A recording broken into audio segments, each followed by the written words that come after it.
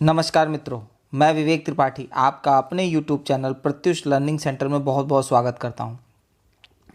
आज हम लोग हिंदी मॉक टेस्ट 3 आप लोग के समक्ष क्या है लेकर के आए हुए हैं और आप लोग इसको क्या करेंगे, पूरा सॉल्व करेंगे और पेपर सॉल्व करने के दौरान वीडियो को पूरा अंत तक देखेंगे। क्यों?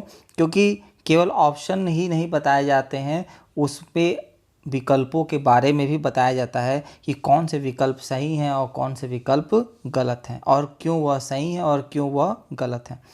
तो आपको ज़रूर पूरे वीडियो को ध्यानपूर्वक देखना चाहिए और जो महत्वपूर्ण चीज़ें मैं बताऊंगा उसको नोट डाउन भी आपको साथ साथ करते चलना है। तो चलिए हम लोग स्टार्ट करते हैं आज का वीडियो। तो पहला प्रश्न है, निम्न में से कौन सा किरण शब्द का पर्यायवाची नहीं है? तो पहला है मरीच, रश्मि, पुष्कर, दीप्ति। ठीक है, तो दोस्तों इसका सही उत्तर होगा पुष्कर, इसका पर्यायवाची नहीं है। बाकी के बारे में देखें, मरीच इसका पर्यायवाची होता है, रश्मि इसका होता है, दीप्ति भी इसका होता है। इसके अलावा और कौन कौन से होते हैं, जैसे मयूख, मयूख भी इसका होगा, अंशु, अंशु भी इसका हो जाएगा, और केतु, केतु भी हो जाएगा इसका, और आपका रश्मि ये भी आपका पर्यायवाची हो जाएगा। तो आपको याद रखना है किरण के सब पर्यायवाची क्या हैं, बहुत ही इम्पॉर्टेंट है। अगला है दोस्तों, निम्न में से कामदेव का पर्यायवाची शब्द है। ठीक है, तो पहला है विडौजा, पिशुन, मार, अश्म। तो दोस्तों सही उत्तर होगा आपका मार, कामदेव के हिसाब से। लेकिन हमारे शब्द पूछा है कि कामदेव शब्द का पर्यायवाची कौन सा है, तो सही उत्तर होगा आपका कौन सा, मार। ठीक है, तो अब देखेंगे कि बाकी क्यों गलत हो रहा है। पहला है बिडौजा, तो बिडौजा किसका होता है, ये होता है आपका इंद्र का। पिशुन होता है, इसका मतलब होता है एक तरह से चुगलखोर,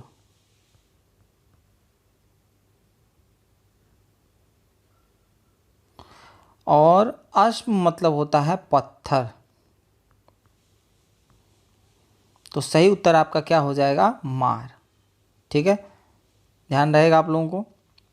अगला प्रश्न है, मोर का पर्यायवाची शब्द है कौन सा, कलापी, विशीख, तड़ित, विक्षण। ठीक है, तो देखते हैं, इसका सही उत्तर होगा आपका कलापी। तो ये सब क्या है, विशीख जो होता है, विशीख शब्द का पर्यायवाची आपका तीर होता है, और तड़ित मतलब होता है आपका विद्युत, और विक्षण मतलब होता है निपुण या विद्वान।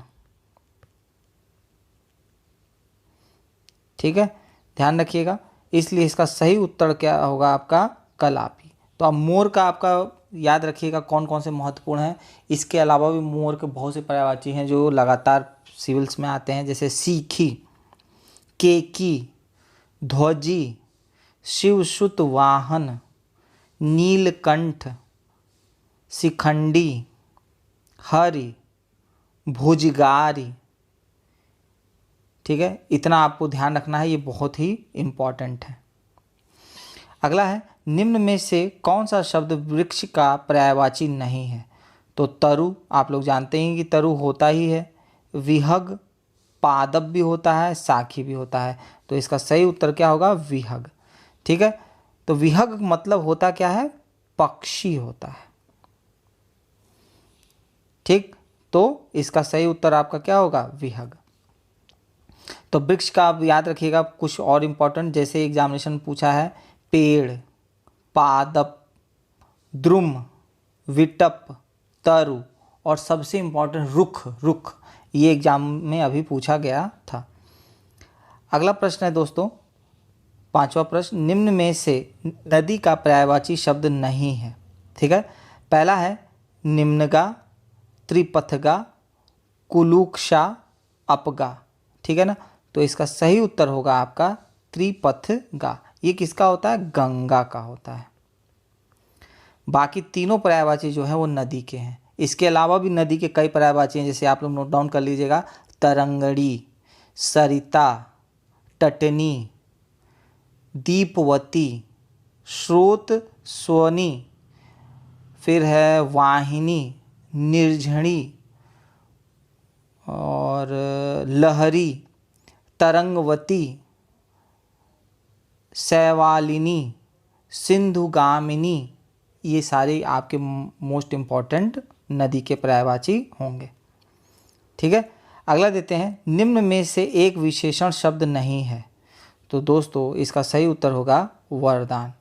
वरद, वरदायक, वर्णी, ये सब क्या है? इसमें कुछ संज्ञा है, कुछ क्रियाएं हैं, इसलिए सही उत्तर होगा ये वरदान शब्द क्या है? एक तरह से गुण बता रहा है, ये विशेषण है, लेकिन हमसे पूछा क्वेश्चन क्या है? नहीं। तो इसलिए सही उत्तर क्या हो जाएगा? वरदान। विशेषण की परिभाषा ही होती है कि संज्ञा या सर्वनाम की विशेषता बताने वाले शब्द क्या कहलाते हैं? विशेषण कहलाते हैं। ठीक, अगला है आपका, गुणवाचक विशेषण के कितने भेद होते हैं? तो गुणवाचक विशेषण के होते हैं आपके भेद 6। ठीक है ना, रूप, रंग, आकार, अवस्था, ठीक है ना, ये जो होता है ये सारे क्या गुणवाचक विशेषण के भेद होते हैं। गुणवाचक विशेषण के 6 भेद होते हैं। अगला है, विद्वान व्यक्ति पूज्य होते हैं में प्रयुक्त विशेषण है। ठीक है ना, तो आप जानते हैं कि व्यक्ति क्या हो गया आपका? संज्ञा हो गया। पूज्य होते हैं और कौन से? विद्वान। उस व्यक्ति की विशेषता क्या बता रहा है? विद्वान बता रहा है। तो इसका मतलब आपका सही उत्तर क्या होगा? गुणवाचक होगा। संख्या इसलिए नहीं होगा क्योंकि यहाँ पर किसी भी काउंटेबल चीज़ की बात नहीं हो रही है। सर्वनामिक इसलिए नहीं होगा, किसी भी संज्ञा शब्द से पहले कोई सर्वनाम शब्द आना चाहिए, तो यहाँ तो संज्ञा अगर व्यक्ति मान भी लेते हैं तो सर्वनाम नहीं आया हुआ है। परिमाणवाचक में होता है कि नाप या तौल की इकाई होनी चाहिए, तो यहाँ पे किसी को नापा या तौला नहीं जा रहा है, तो सही विकल्प केवल क्या होगा? गुणवाचक विशेषण। अगला प्रश्न है, निम्न में से कौन सा शब्द क्रिया विशेषण है? तो सबसे पहले हम लोग देखेंगे कि क्रिया विशेषण मतलब होता क्या है। कि क्रिया की विशेषता बताने वाले शब्दों को ही क्या कहा जाता है? क्रिया विशेषण कहा जाता है। ठीक, तो अगर हम देखते हैं तेज, बुद्धिमान, मीठा, पहला, तो पहला क्या हो जाएगा? संख्यावाचक विशेषण हो जाएगा। मीठा भी गुणवाचक हो जाएगा। बुद्धिमान भी। तेज शब्द हो सकता है कि हो, तो हम लगा के देखते हैं। जैसे मैं कहता हूँ कि वह तेज दौड़ता है, तो दौड़ना एक क्रिया हो गई। और यहाँ पे परिभाषा ही होती है कि क्रिया की विशेषता बताने वाले शब्द को क्रिया विशेषण कहते हैं। तो दौड़ रहा है, तो कैसा दौड़ रहा है? वो तेज दौड़ रहा है। तो इसका मतलब सही उत्तर आपका क्या होगा? तेज होगा। ठीक है, अगला है, पशु शब्द का विशेषण क्या होगा? पशुत्व, पशुपति, पशुता। ठीक है ना, पशुता, पशुत्व, ये दोनों क्या हो जाएगा? संज्ञा, भाववाचक संज्ञा हो जाएंगी। पशुपति क्या आपका व्यक्तिवाचक संज्ञा के अंतर्गत आ जाएगा। ठीक है, और बचा केवल क्या? पार्श्विक। तो इसका सही उत्तर क्या होगा? पार्श्विक। देख लीजिएगा, पशु बार बार शब्द आता है। अगर विशेषण के कॉन्टेक्स्ट में पूछेगा तो पार्श्विक, और अगर इसी पशु का अगर पूछे कि संज्ञा बताइए भाववाचक, तो क्या हो जाएगा? पशुता या पशुत्व। तो आप ध्यान रखिएगा गलत आपका ना हो। निम्न में से कौन सा शब्द तद्भव है? मधुप, मधुकर, भ्रमर। ये तीनों शब्द क्या है? संस्कृत के शब्द हैं। भंवरा, भ्रमर का भंवरा क्या होता है? तद्भव शब्द होता है। तो सही उत्तर आपका क्या हो जाएगा? भंवरा। अगला है, तद्भव और उसके तत्सम का कौन सा मेल गलत है? ठीक है, तो आपको सबसे पहले तो यही पता होना चाहिए ना कि तत्सम और तद्भव क्या है। मैंने लास्ट वीडियो में बताया था कि तत्सम वे शब्द होते हैं जो संस्कृत के शब्द होते हैं, बिना किसी परिवर्तन के हूबहू हिंदी में क्या होते हैं? प्रयोग होते हैं। तद्भव वे शब्द होते हैं जो जिनकी उत्पत्ति तो संस्कृत से हुई है, लेकिन वह समय अनुसार अपने रूप को परिवर्तित कर लेते हैं, तो वह शब्द क्या कहलाते हैं? तद्भव शब्द कहलाते हैं। ठीक, तो लौंग का लवंग, ठीक, ये तो होता है। आंत का अंत्र, ये भी होता है। फिर है लुनाई का लावण्यता, और अगला है आयुष का आदेश। ठीक है, तो आपका सही होगा लुनाई का लावण्यता, क्योंकि आयुष का आदेश भी होता है, आंत का अंतर भी होता है और लौंग का लवंग भी होता है। तो सही उत्तर क्या हो जाएगा आपका सी। अगला है मुद्री। मुद्री क्या होता है? इसका सही उत्तर होगा मुद्रिका। मुद्रिका ये तत्सम शब्द है और इसका तद्भव शब्द होगा मुद्री। ठीक है, अगले प्रश्न की तरफ बढ़ते हैं। मक्खन। मक्खन का तत्सम पूछ रहा है। माखन नहीं, तद ये हो जाएगा मृक्षण, मक्षण और मुच्छण। तो सबसे सही विकल्प जो होगा मृक्षण होता है।